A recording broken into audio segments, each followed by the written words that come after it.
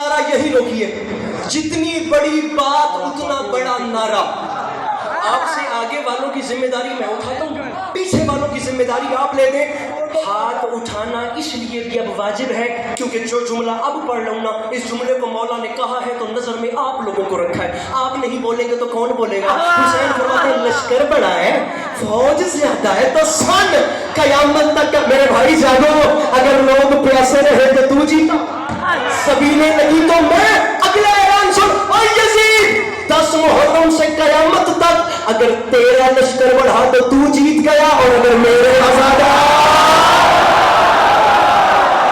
हाथ नीचे न करना, हाथ नीचे न करना, बात ऊपर जाने वाली है मेरे भाइयों। हाथ ऊपर करना तुम्हें मौला हुसैन का रास्ता। मैं कहता हूं इस बात पे पिंडार भी उठ जाए तो हक हाथ नीचे नहीं करने।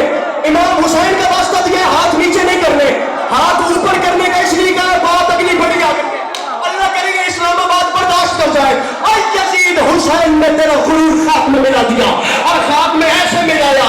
अगर लोग तैयारी करो मेरे भाइयों, अगर लोग प्यासे रहे तो तू जीता, सबीले लगी तो मैं, तेरा लश्कर बढ़ा तो तू जीता, मेरे आजादार बढ़े तो मैं।